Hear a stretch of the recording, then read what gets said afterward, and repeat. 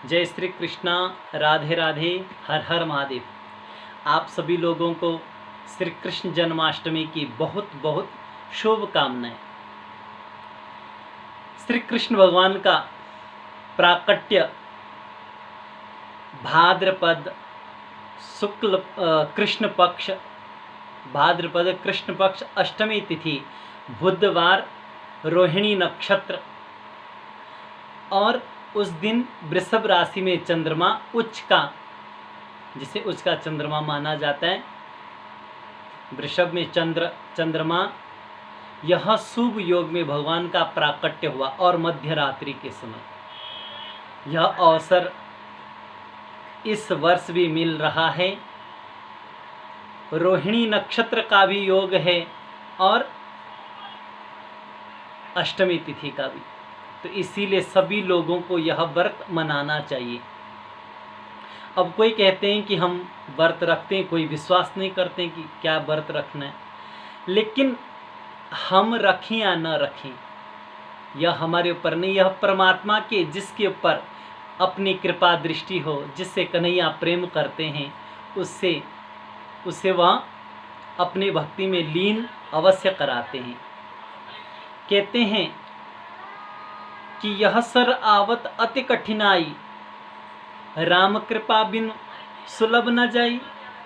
देखो, हमारे शास्त्रों में अनेक व्रत त्योहार बड़े हर्ष उल्लास से मनाए जाते हैं, और हमें यह मनुष्य देह मिल रखी है, तो यदि हम इस मनुष्य शरीर से भी न करें भगवान का व्रत, उपासना, भक्ति, जप, तप, तो न जाने कब यह शरीर छोड़ना पड़ जाए।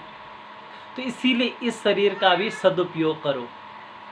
तो आओ, कृष्ण जन्माष्टमी का व्रत के दिन हम विशेष क्या क्या करें। इस दिन आप व्रत रखें और अधिक से अधिक भगवान के किसी भी एक मंत्र का जप निरंतर करते रहें। चाहे आप ओम नमो भगवते वासुदेवाय, या फिर राधे कृष्ण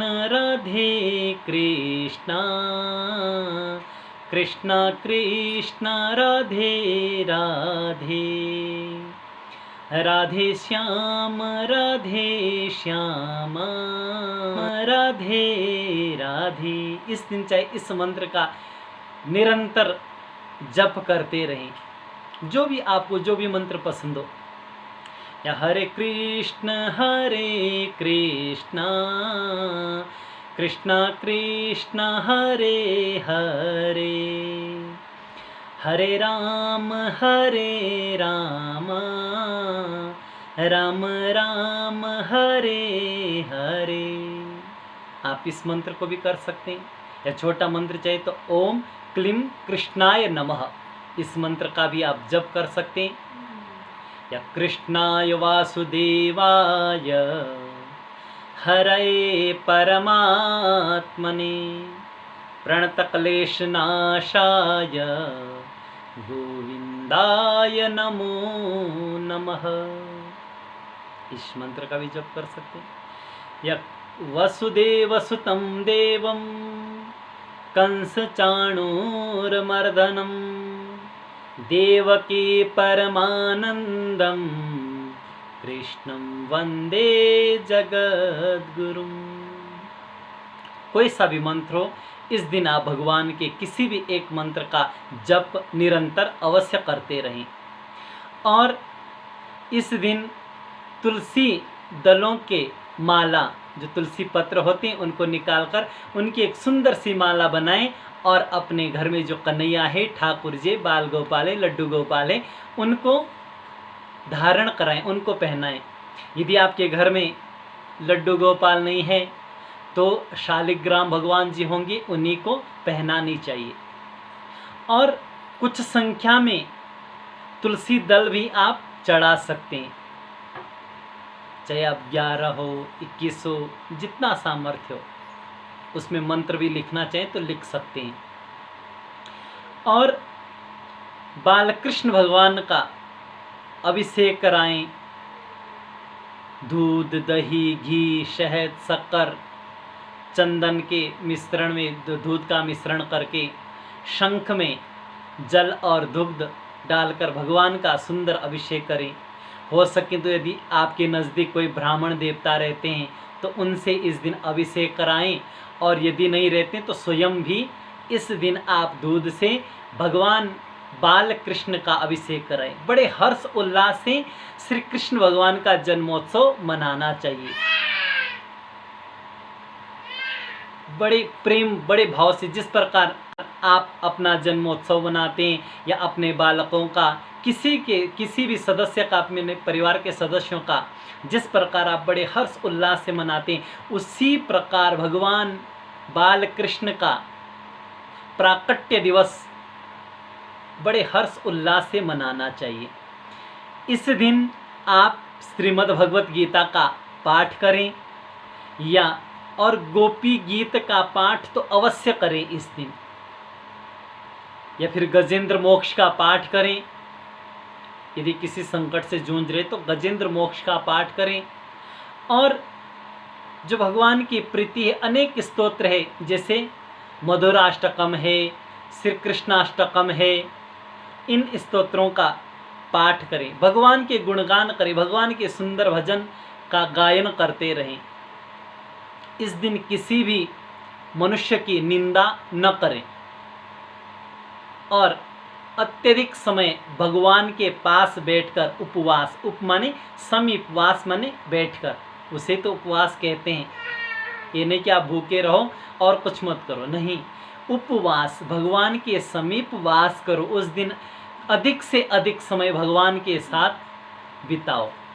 और इस दिन अपने घर में मोर पंख भी लगा सकते हैं, क्योंकि मोर पंख लगाने से वास्तु दोष यदि घर में हो तो वह भी मिटता है। और रात्रि में जब आपने मध्य रात्रि में भगवान नारायण का सुंदर भोग लगाकर, अलंकार श्रृंगार करके जब आपने आरती इत्यादि कर दी, तो रात्रि को सोते सोते समय भी भगवान कृष्ण का किसी भी मंत्र का स्मरण करते करते यदि प्रातःकाल जैसे उठें तो उसी मंत्र को बोलें। शास्त्रों में वर्णन है कि यदि आप सोते समय भगवान के नाम का स्मरण करें, किसी भी मंत्र का, और प्रातःकाल उठते ही उसी मंत्र का स्मरण करें, गायन करें, तो समझना आपने पूरी रात्रि भर जितने समय आप सोए उसका उतने समय जप करने का फल आपको प्राप्त होगा। कितनी सुंदर बात है। तो इस दिन आप भगवान कृष्ण का व्रत या जप तप अवश्य, यदि सामर्थ्य हो तो व्रत अवश्य करना चाहिए। कई लोग कहते हैं कि अरे क्या करना है, कई लोग नास्तिक होते हैं तो कई आस्तिक होते हैं। तो हमने पहले ही बोल दिया था, जहाँ पर कृपा राम की होई ता पर कृपा करे सब कोई। जिसके ऊपर भगवान की कृपा होती है, कहते हैं बिनु सत्संग विवेक न होई, राम कृपा बिनु सुलभ न सोई। कोई हम श्रेष्ठ कर्म करते हैं, अच्छा संग करते हैं, परमात्मा का भजन गायन इत्यादि करते हैं, तो बिना भगवत कृपा से संभव नहीं है।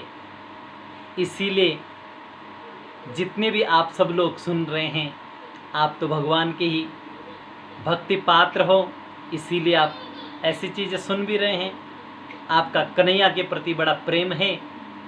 तो कहते हैं श्वास श्वास पर कृष्ण भजी, वृथा श्वास जन खोई, न जाने या श्वास की आवत होई ना होई। क्या? श्वास श्वास पर कृष्ण भजे, वृथा श्वास न खोई। प्रत्येक श्वास श्वास पर भगवान नारायण का नाम बोलते बोलते बोलना चाहिए।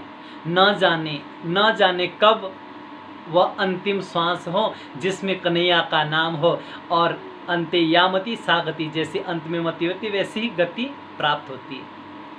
देखो, इस कोरोना काल में कई लोग हमसे बिछड़े हैं,